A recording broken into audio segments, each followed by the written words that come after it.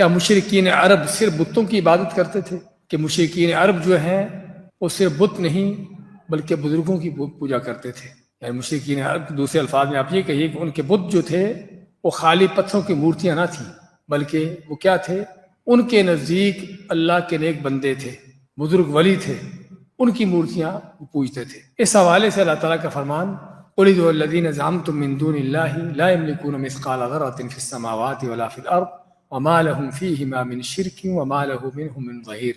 کہہ دیجئے قُلِ ادْعُوا الَّذِينَ زَعَمْتُم مِّن دُونِ اللَّهِ، پکارو ان ہستیوں کو. الذین کا لفظ کس کے لیے استعمال ہوتا ہے؟ اسم موصول.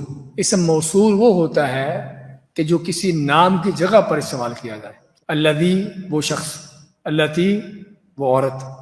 الذین، الذی مفرد ہے اور الذین اس کی جمع ہے. الذین کا لفظ جمع مذکر عاقل کے لیے استعمال ہوتا ہے. جمع ایک نہیں، مفرد نہیں، مذکر کے لیے، مؤنث نہیں، عاقل یعنی عقل مند چیز کے لیے، بے عقل کے لیے نہیں. آپ بے جان چیزوں کو نہیں کہو گے الذین، بے عقل جانوروں کو نہیں کہو گے کہ الذین، سمجھے نا؟ تو میں قُلِ ادْعُوا الَّذِينَ، کہہ دیجیے کہ پکارو تم ان ہستیوں کو، الَّذِينَ زَعَمْتُم مِّن دُونِ اللَّهِ، کہ جن کو تم اللہ کے سوا گمان کیے بیٹھے ہو، اپنے مشکل کچھ حاجت سمجھے بیٹھے ہو. وہ کیا ہے؟ لا يملكون مثقال ذرة في السماوات ولا في الارض. ان کی حقیقت یہ ہے کہ وہ نہیں اختیار رکھتے، ملکیت رکھتے مثقال ذرة، ذرہ برابر چیز کی بھی، فی السماوات ولا فی الارض، نہ آسمانوں میں نہ اور نہ زمینوں میں. یعنی آسمان و زمین میں ان کا کوئی ذرہ برابر کوئی چیز ان کی ملکیت میں نہیں ہے. آسمان و زمین کے کسی ذرہ برابر چیز کے مالک نہیں ہے. اچھا مالک تو نہیں ہے، بعض اوقات آدمی شریک ہوتا ہے، شراکت ہوتی ہے. وما لهم فیہما من شرک، مالک بھی نہیں ہے اور ان کا کسی طرح کا کوئی حصہ شراکت بھی نہیں ہے. کیونکہ آپ سے کوئی چیز مانگتا ہے، آپ مالک ہیں، دے سکتے ہیں، آپ کو دینے کا اختیار ہے کیونکہ مالک ہے. بعض اوقات مالک نہیں ہوتا آدمی لیکن شریک ہوتا ہے. یعنی فرض کرے مجھ سے کسی نے گاڑی مانگی، وہ گاڑی میرے اور آپ کے درمیان مشترکہ ہے، تو مجھے حق ہے کہ اپنے حصے کے لحاظ سے وہ گاڑی اس کو دے دوں. بھی ٹھیک ہے میرے پاس یہ گاڑی فرض کرو دن میں فلاں وقت میں ہوتی ہے، آپ فلاں وقت میں گاڑی لے لینا، سمجھے نا؟ اگرچہ مکمل طور پر تو مالک نہیں اس کا، لیکن میرا حصہ ہے. تو اللہ مانتا ہے کہ نہ یہ مالک ہیں کا آسمان و زمین کی کسی چیز کے، مثقال ذرہ، ذرہ کے مالک بھی نہیں ہے. وما لهم فیہما من شرک، اور نہ ہی ان کا کوئی اس میں حصہ ہے، شراکت ہے. اچھا نہ مالک ہے نہ حصہ ہے، اور کیا ہو سکتا ہے؟ اور یہ ہو سکتا ہے کہ میں مالک تو نہیں ہوں چیز کا، نہ میرا حصہ ہے، لیکن میرا آپ کے اوپر بڑا زور چلتا ہے، میں آپ کا کسی نہ کسی چیز میں سپورٹ کرتا ہوں، مددگار رہتا ہوں، آپ کا تعاون کرتا ہوں. تو اس وجہ سے پھر کیا ہے کہ آپ میری بات ماننے پر مجبور ہوتے ہیں. سیاسی لیڈر وہ کن کے محتاج ہوتے ہیں؟ ان لوگوں کے جو ان کے لیے ووٹ اکٹھے کرتے ہیں. تو اب سیاستدان جو ہے، سیاسی لیڈر جو ہے، جو بھی ہے، وہ اس بندے کا محتاج ہوتا ہے. اس بندے کا محتاج ہوتا ہے کس لیے؟ کیونکہ وہ اس کی مدد کرتا ہے ووٹوں کے الیکشن اس طرح کے موقعوں پر. تو اب وہ یہ بندہ، یہ آدمی، نہ سیاسی لیڈر کے پاس جو چیز ہے اس کا مالک ہے، نہ سیاسی لیڈر کے پاس جو چیز ہے اس کا حصے دار ہے، لیکن سیاسی لیڈر اس کا محتاج ہے، اس کو اس کی ضرورت پڑتی ہے. تو چنانچہ اگر وہ یہ اس سے کوئی چیز مانگے گا، طلب کرے گا، تو اس کو دینا پڑتی ہے، نہ چاہتے ہوئے بھی دے گا. تو یہ کیا ہے؟ یہ ہے مددگار، ظہیر.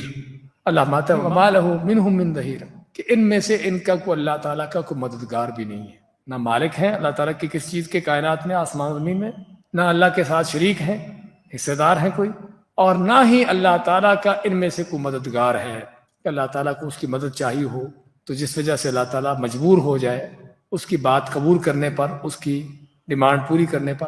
اللہ مانتا ہے کہ یہ بھی نہیں. اچھا چوتھی چیز یہاں پر آیت میں ذکر نہیں ہوئی، وَلَا تَنْفَعُ الشَّفَاعَةُ عِنْدَهُ إِلَّا بِإِذْنِهِ. چوتھی چیز کیا ہے؟ وہ شفاعت ہے. قیامت کے دن نہ تو کسی چیز کا کوئی مالک ہے، اللہ ہی کی ملکیت ہے، نہ اللہ تعالیٰ کے تحت کسی طرح کا کوئی حصہ ہے کسی کا کہ اپنے حصے کی چیز اس کو دے دے، اور نہ ہی کیا ہے، نہ ہی اللہ تعالیٰ ان میں سے کسی کا محتاج ہے، نہ ان میں سے کوئی اللہ کا مددگار ہے. تینوں چیزوں کی نفی ہو گئی. چوتھی چیز باقی رہ گئی شفاعت کی، کہ جو ہوگی قیامت کے دن، اور جس کے بارے میں لوگوں کے غلط تصورات ہیں کہ جو چاہے اٹھ کے سفارش کر دے، جس کی چاہے کر دے. اللہ ماتے نہیں، یہ بھی نہیں. وَلَا تَنْفَعُ الشَّفَاعَةُ عِنْدَهُ إِلَّا بِإِذْنِهِ.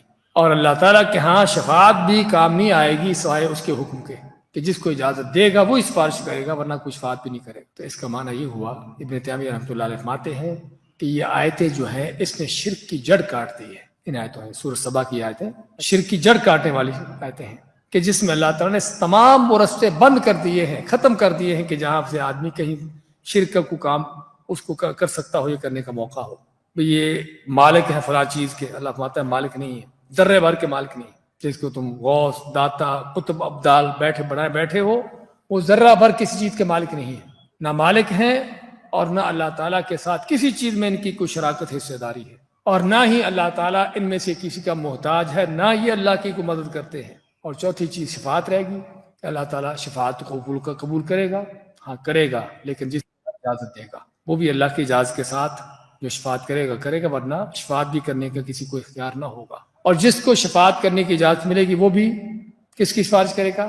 کہ جس کے لیے اللہ تعالیٰ حکم دے گا، لمن ارتضی، شرط ہے کہ اللہ تعالیٰ اس پر راضی ہو، جس کے لیے شفاعت کی جائے کہ تو فلاں کی سفارش کر، فلاں کی شفاعت کر۔